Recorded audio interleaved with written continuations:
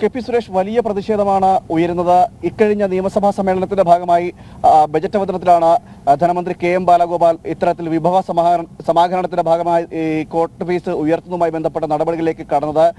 നമുക്കറിയാം, ഈ ഒരു മനുഷ്യൻ നീതിക്ക് വേണ്ടി അവസാനം എത്തുന്ന സ്ഥലമാണ്, അല്ലെങ്കിൽ അവന്റെ സത്യം തെളിയിക്കുക എന്ന അർത്ഥത്തിൽ കോടതിയെയാണ് സമീപിക്കുന്നത്. ആ കോടതിയെ സമീപിക്കാൻ കഴിയാത്ത സാഹചര്യമാണ് നിലവിൽ സർക്കാരിന്റെ ഇത്തരം നടപടികളിലൂടെ ചെന്നെത്തുന്നതാണ് ഏറ്റവും എടുത്തു പറയേണ്ടത്. അതായത് കോടതിയിലേക്ക് സമീപിക്കാൻ ചെലവേറുന്ന ഒരു സാഹചര്യം കൂടി ഉരുത്തിരിഞ്ഞു വരികയും ചെയ്യും. അതാണ് ഇത്തരം ഈ കോർട്ട് ഫീസ് വർധനയിലൂടെ ഉണ്ടാകുന്ന ഒരു സമീപനം, അല്ലെങ്കിൽ ഉണ്ടാകാൻ പോകുന്ന തിരിച്ചടി എന്ന് പറയുന്നത്. നമുക്കറിയാം, നമ്മുടെ ജനങ്ങൾ സാധാരണക്കാരാണ്. ഏറ്റവും കൂടുതൽ ദാരിദ്ര്യത്തിലേക്ക്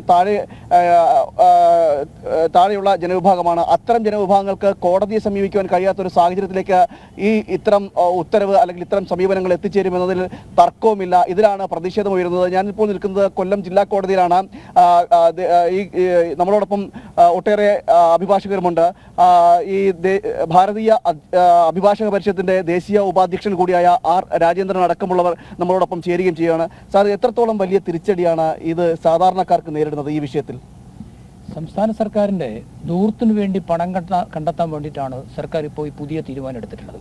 ഇപ്പോൾ കുടുംബ കോടതിയിൽ ഫീസ് വർധനവ് വരുത്തുക എന്ന് പറഞ്ഞാൽ, നേരത്തെ എത്ര ലക്ഷം രൂപ വരെയുള്ള കേസിനും കുടുംബ കോടതിയിൽ 50 രൂപയാണ് ഫീസ് ഉണ്ടായിരുന്നെങ്കിൽ ഇപ്പോൾ 1 ലക്ഷം രൂപ വരെ ഉള്ളതിന് 200 രൂപയും, അതിന് മുകളിൽ 10 ലക്ഷം വരെ ഉള്ളതിന് 0.5%, അതിന് മുകളിലേക്കുള്ളതിനെല്ലാം 1% എന്ന വർധന വരുത്തിയിരിക്കാൻ കുടുംബ കോടതിയെ സംബന്ധിച്ചിടത്തോളം നമുക്കറിയാം, ഭർത്താവിനാൽ വീട്ടുകാരാൽ ഉപേക്ഷിക്കപ്പെടുന്ന അശരണരായ സ്ത്രീകൾ അവർക്ക് വിവാഹ സമയത്ത് സമ്മാനമായി നൽകിയ സ്വർണവും പണവും ഒക്കെ തിരിച്ചു കിട്ടാൻ വേണ്ടിയാണ് കോടതിയെ സമീപിക്കുന്നത്. സ്വാഭാവികമായിട്ടും നീതി നിഷേധിക്കപ്പെടുന്നത് ഈ നിരാലംബരായ സ്ത്രീകൾക്കാണ്. സർക്കാരിന് അവരുടെ കണ്ണുനീര് കാണാൻ കഴിയുന്നില്ല എന്ന് പറയുന്നത് തന്നെ സത്യത്തിൽ ദുരവസ്ഥയാണ്. അതുപോലെ തന്നെ ചെക്ക് കേസുകളിൽ വരുത്തിയിട്ടുള്ള കോർട്ട് ഫീ, നേരത്തെ 5 രൂപ കൊടുത്ത് ഒരു പെറ്റീഷൻ ചെക്ക് കേസുകൾ ഫയൽ ചെയ്യാമായിരുന്ന സ്ഥാനത്ത് ഇപ്പോൾ വന്നിരിക്കുന്നത് ഭീമമായ കോർട്ട് ഫീസാണ്. ഇതുകൊണ്ട് സംഭവിക്കാൻ പോകുന്നത് എന്താണെന്ന് വെച്ച് കഴിഞ്ഞാൽ, ന്യായമായും ആ പണം ലഭിക്കേണ്ടുന്ന ആൾക്കാർ കൂടുതൽ ചെലവ് വരുത്തേണ്ടി വരുന്നു. കോടതിയിൽ കോർട്ട് ഫീസായി അടയ്ക്കുന്ന തുക, അപ്പോൾ സിവിൽ കോടതികളിലൊക്കെ ആണെങ്കിൽ കോർട്ട് ഫീസ് അടയ്ക്കുന്ന തുക തിരികെ കിട്ടാനുള്ള സംവിധാനമുണ്ട്. പക്ഷേ ചെക്ക് കേസിൽ വരുമ്പോഴത്തേക്ക് അത് കിട്ടാൻ പോലും കഴിയാത്തൊരു സാഹചര്യം വരും.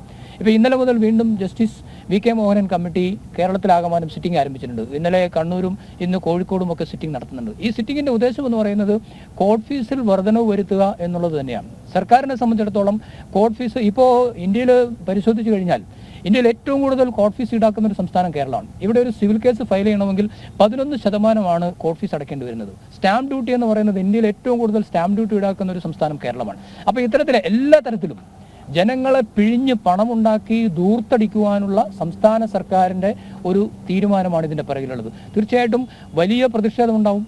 ഇന്നലെ കൊല്ലം ജില്ലയിലെ മുഴുവൻ കോടതികളും അഭിഭാഷകർ ബഹിഷ്കരിച്ചു. നാളെ തിരുവനന്തപുരം ജില്ലയിൽ കോടതികൾ ബഹിഷ്കരിക്കുവാൻ അഭിഭാഷകർ തീരുമാനിച്ചിട്ടുണ്ട്. മറ്റന്നാൾ തിരുവനന്തപുരത്ത് സിറ്റിംഗ് നടക്കുന്ന സ്ഥലത്തേക്ക് അഭിഭാഷക സംഘടനയുടെ നേതൃത്വത്തിൽ, ഭാരതീയ അഭിഭാഷക പരിഷത്ത് അടക്കമുള്ള സംഘടനയുടെ നേതൃത്വത്തിൽ മാർച്ച് നടക്കുന്നുണ്ട്. ഇത് വലിയൊരു പ്രക്ഷോഭം കേരളത്തിൽ രൂപപ്പെടുവാൻ പോവുകയാണ്. പ്രത്യേകിച്ചും സാധാരണക്കാരന് നീതി ലഭ്യമാക്കുക എന്നുള്ളത് സർക്കാരുകളുടെ ഉത്തരവാദിത്വമാണ്. മൗലിക അവകാശത്തെ കടക്കൽ കത്തിവയ്ക്കുന്ന ഒരു തീരുമാനമാണ് സംസ്ഥാന സർക്കാരിൻ്റെ ഭാഗത്തുനിന്നുണ്ടായിട്ടുള്ളത്. തീർച്ചയായിട്ടും വലിയ പ്രക്ഷോഭം ഈ കാര്യത്തിൽ ഉരുത്തിരിഞ്ഞു വരുമെന്നുള്ള കാര്യത്തിൽ അഭിഭാഷക പരിഷത്തിന് സംശയമില്ല. അതിനാവശ്യമായ എല്ലാ തരത്തിലുള്ള സഹായങ്ങളും പ്രവർത്തനങ്ങളും ഭാരതീയ അഭിഭാഷക പരിഷത്തിൻ്റെ ഭാഗത്തുനിന്നുണ്ടാവും. നികുതി അടക്കം പിരിച്ചെടുക്കാനായിട്ട് കോടിക്കണക്കിന് രൂപയാണ് നികുതി ഇനത്തിലടക്കം പിരിച്ചെടുക്കാൻ ഇരിക്കുന്നത്.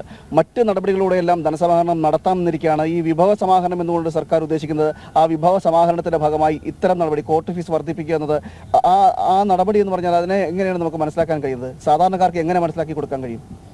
ഇവിടെ ഇപ്പോൾ സൂചിപ്പിച്ചതുപോലെ നികുതി അടയ്ക്കാതെ രക്ഷപ്പെട്ടു പോകുന്ന വലിയ വമ്പൻ സ്രാവുകളുണ്ട്. അവരുടെ പക്കൽ നിന്ന് നികുതി പിരിച്ചെടുക്കുവാൻ, അല്ലെങ്കിൽ കുടിശ്ശികയുള്ള കോടിക്കണക്കിന് രൂപ പിരിച്ചെടുക്കുവാൻ സംസ്ഥാന സർക്കാർ തയ്യാറാകുന്നില്ല. അത് സംസ്ഥാന സർക്കാരും അവരുമായിട്ടുള്ള ഒരു അണ്ടർസ്റ്റാൻഡിങ്ങിൻ്റെ ഒത്തുകളിയുടെ ഭാഗമാണ്. ഇപ്പോൾ കോടതി എന്ന് പറയുമ്പോൾ സാധാരണക്കാരനാണ് വരുന്നത്. ഇവിടെ സംഘടിതരായിട്ടുള്ള ആൾക്കാരല്ല വരുന്നത്. ഓരോരുത്തരും ഒറ്റതിരിഞ്ഞാണ് വരുന്നത്. സംഘടിതരല്ല എന്നുള്ളത് കൊണ്ടും അവർ സാധാരണക്കാരാണെന്നുള്ളത് കൊണ്ടും നിരാലംബരാണെന്നുള്ളത് കൊണ്ടും അവരെ എങ്ങനെയും പിഴിഞ്ഞ് പണമുണ്ടാക്കാം. ഇപ്പോൾ നോക്കൂ, കേരളത്തിലെ കോടതികളിൽ നിന്ന് ഒരു ദിവസം ഫൈൻ ഇനത്തിൽ പിരിച്ചെടുക്കുന്നത് കോടാനുകോടി രൂപയാണ്. ഈ പണമൊക്കെ എവിടേക്കാണ് പോകുന്നത്? ഈ പണമൊക്കെ സംസ്ഥാന സർക്കാരിൻ്റെ ഖജനാവിലേക്കാണ് പോകുന്നത്. കേരളത്തിലെ കോടതികളുടെ അടിസ്ഥാന സൗകര്യ വികസനം ഒന്ന് പരിശോധിച്ച് നോക്കൂ.